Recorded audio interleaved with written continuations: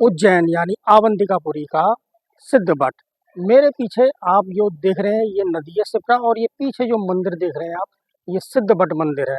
माता पार्वती ने ये इस सिद्ध बट की स्थापना की थी जब उनके पुत्र कार्तिकेय ने ताड़कासुर का वध किया था, ऐसी यहाँ की मान्यता है। और एक और यहाँ की महत्वपूर्ण चीज है, वो है कि यहाँ मंगल दोष निवारण की पूजा विधि विधान से होती है। और ये जो मेरे पीछे आप देख रहे हैं पूरा विहंगम दुष्ट ये पूजा स्थल है। पंडित जी, इस क्षेत्र के बारे में आप संक्षेप में और गागर में सागर भरिए थोड़ा जानकारी दीजिए हमारे दर्शकों को। नमस्कार मित्रों, मेरा नाम भूपेंद्र पंडित है। मैं सिद्धवट शिप्रा तीर्थ से आपको जानकारी प्रेषित कर रहा हूँ। यह तीर्थ सिद्धवट क्षेत्र कहा जाता है। यहाँ एक वृक्ष जिसे माता पार्वती के हाथों से लगाया गया है, जिसे सिद्धवट वृक्ष कहा जाता है। यहीं पर माँ शिप्रा मोक्षदायिनी प्रवाहमान है, जो दक्षिण से उत्तर की ओर विपरीत दिशा में बहने वाली एकमात्र नदी है। इस शिप्रा नदी पर पूर्वजों के निमित्त पितृकर्म किया जाता है। पूर्वजों को जो भी अपने पूर्वज गति को प्राप्त होते हैं वो यम को जाते हैं। यम से वैंकुट को और उत्तर दिशा को जाने वाली शिप्रा नदी उन पूर्वजों को मोक्ष की प्राप्ति कराती है। इसीलिए इस शिप्रा जी को मोक्षदायिनी शिप्रा कहा जाता है। मोक्षदायिनी होने के कारण शिप्रा जी का जल कुछ मलिन सा प्रतीत होता है।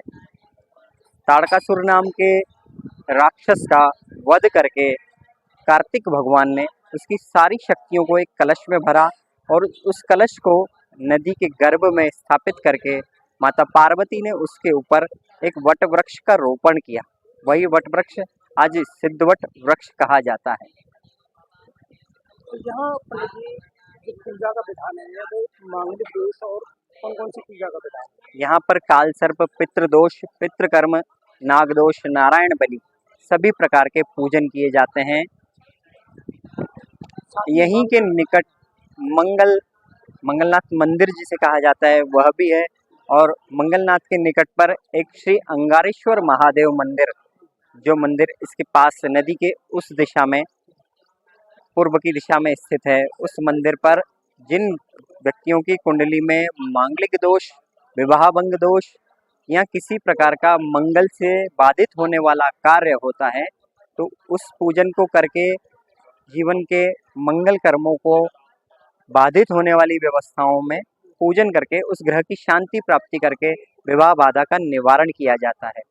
जब नदी का जल स्तर बढ़ जाता है तो अंगारेश्वर महादेव को छोड़कर जल स्तर की वजह से मंगलनाथ मंदिर पर भी मांगलिक पूजाएं की जाती है। ये दोनों स्थल, अंगारेश्वर महादेव और मंगलनाथ मंदिर, यह दोनों ही मांगलिक दोष के निवारण के लिए उपयुक्त स्थान माने जाते हैं। कई ऐसे हैं जो जिनका संयम बना हुआ है कि वो समय समय पर या हर महीने भगवान के दर्शन करने आते हैं, और उनके जीवन का जो बदलाव है उससे उन्होंने अपने आप को भगवान महाकाल को अर्पण कर दिया है। उनकी भक्ति अनन्य है, और भगवान महाकाल जो है, मैं तो ये कहूँगा कि वो सृष्टि का प्रथम लिंग है।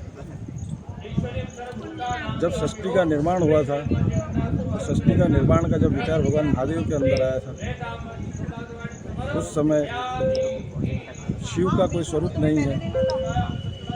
वह प्राकृतिक स्वरूप के रूप में इस अनंत महातल से इस अनंत ब्रह्मांड तक एक लिंग का प्रादुर्भाव हुआ। वही लिंग आकाश में तारक लिंग से पूजित हुआ, और धरती पर श्री मृत्यु लोक पे महाकालेश्वर भगवान के नाम से और पाताल लोक में हटकेश्वर के नाम से पूजित है। यह सृष्टि का प्रथम ही लिंग माना गया है, और है माना गया क्या है ही है, मानना नहीं है, ये आरंभ है। यहाँ पर ये भी मान्यता है कि कोई भी वीवीआईपी या जो पद पर मौजूद होता है जो नेता, वो यहाँ रात्रि में रुकता नहीं है, ऐसा है या कुछ? ये किंवदंती है, और सुनते आए हम भी बचपन से कि यहाँ कोई राजा रात नहीं रुकता है। मगर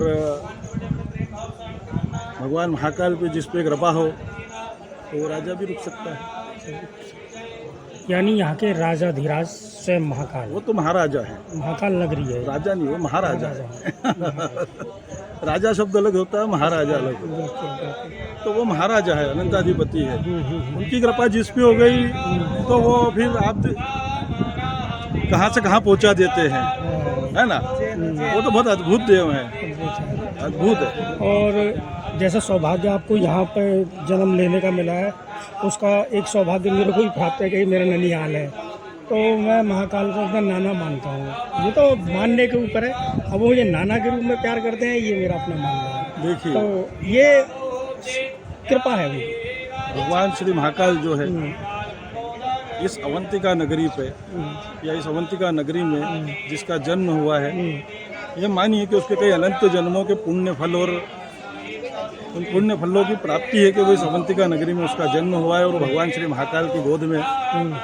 तो इसका मतलब कोई ना कोई मेरा पुण्य रहा होगा, जो मेरी माता जी यहाँ की जन्म लिया और ये मेरा ननिहाल हुआ, ये पुण्य में ही होगा। पुण्य में ही है ना, ये तो क्यों नहीं, ये अनंत कालों के कई अच्छे पुण्य है। मतलब अगर मैं उनको देखता हूँ तो ये तो 100 गुना पुण्य बढ़ गया।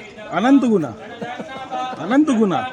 भगवान महाकाल का एक बार अगर स्मरण आपने प्रतिदिन कर दिया है तो आपके अनंत कालों तक के पापों का नाश हो जाता है, नष्ट हो जाते हैं।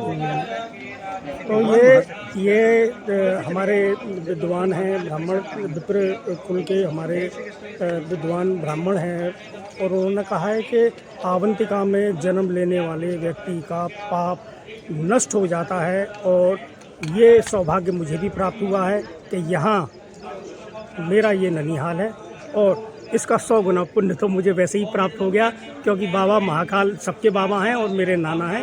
तो ये कृपा है उसकी, और सभी पर कृपा बरसती रहे, पूरी भूभाग पर, पूरे ब्रह्मांड पर महाकाल की कृपा बरसती रहे। कृपा है, रक्षा रख, उनकी कृपा है, सभी पर है। और वो तो परम पिता है, और वो आरंभ भी है, आरंभ भी उन्हीं से, और विलय भी लयना लिंग नित्या हो। इस समस्त सृष्टि का लय और विलय उस शिवलिंग में ही समाहित है। तो वो प्रथम लिंग है और पूजनीय है। तो ये आपके लिए एक जानकारी थी बाबा महाकाल की नगरी से। आशा करते हैं आपको पसंद आई होगी, और जब कभी आएँ तो सिद्धवट आएँ, महाकाल आएँ, और यहाँ के बहुत दार्शनिक स्थान, एक स्थान ऊर्जा वाला है। पंडित जी बता रहे हैं एक स्थान जहाँ जाएंगे वहाँ आपको ऊर्जा प्राप्त हो।